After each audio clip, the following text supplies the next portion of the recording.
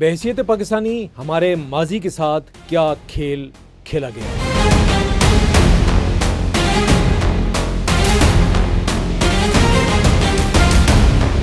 اس ملک میں بعض ایسے کمزور اور غلط فیصلے کیے گئے جس کے باعث یہ ملک اپنی سمت کھو بیٹھا۔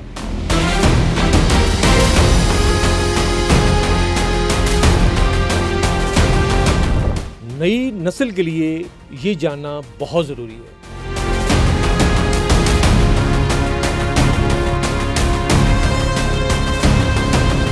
ناظرین، میں ہوں زاہد ملک اور آپ دیکھ رہے ہیں دی لاسٹ ٹان۔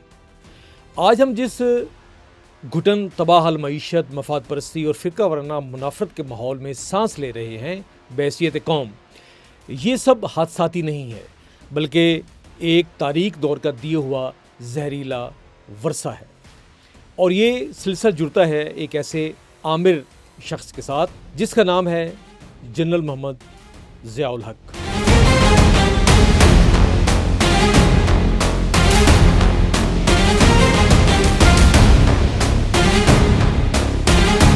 جس نے اس ملک کا پورا سیاسی سماجی ڈھانچہ ہلا کر رکھ دیا۔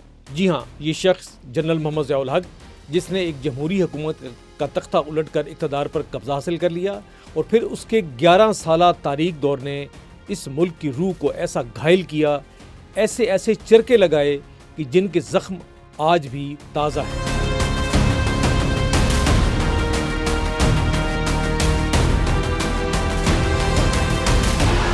اس شخص کے لائے نظام نے ملک کے عوام کو اس سے انسانی اور جمہوری حقوق چھین لیے اور ان کے پرخشے اڑا کر رکھ دیے۔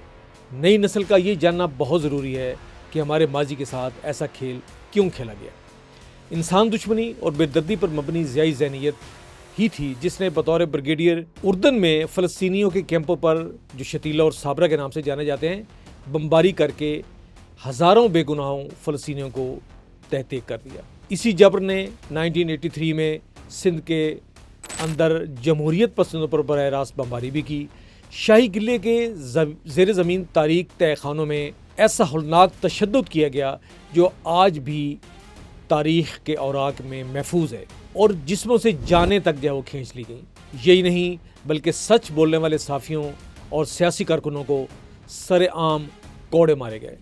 دین فروشی اور مقدس مقامات پر جھوٹ بولنے والے اس شخص نے اقتدار پرستی کے لیے اسلام کا نام بے دریغ طریقے سے استعمال کیا۔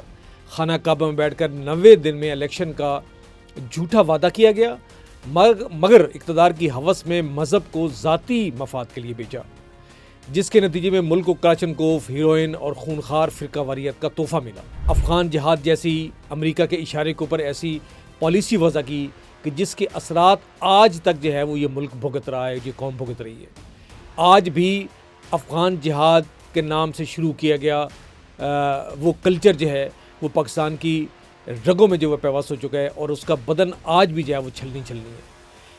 عدالتی ناانصافی کی انتہا کرواتے ہوئے ہر قانونی تقاضے کو تاراج کیا، اور ایک منتخب وزیر اعظم کا متنازع ترین عدالتی قتل کر کے انصاف کے ایوانوں پر ایسا داغ لگایا جسے تاریخ کبھی دھو نہیں سکتی۔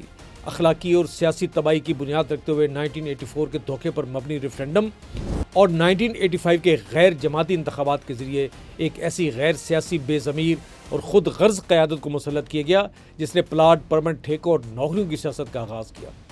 اسی نسل نے آگے چل کر سیاست و معیشت میں تمام تر اخلاقیات اور غیرت کو ختم کر کے صرف بددیانتی اور ذاتی مفادات کو فروغ دیا، اور ایسی پالیسی وضع کی جن سے ملک کی بجائے ان کے ذاتی مفادات کو زیادہ فائدہ پہنچتا تھا۔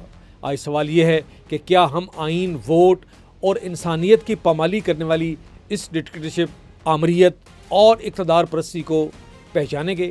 شخصیات راکھ ہو جاتی ہیں لیکن ان کے فیصلے نسلوں کو اپاہج کر دیتے ہیں۔ تاریخ کا سبق یہی ہے کہ جب تک ہم آئین کی بالادستی، حقیقی جمہوریت اور انسانی وقار کے لیے کھڑے نہیں ہوں گے، ہم بطور قوم اپنی خودداری واپس نہیں پا سکتے۔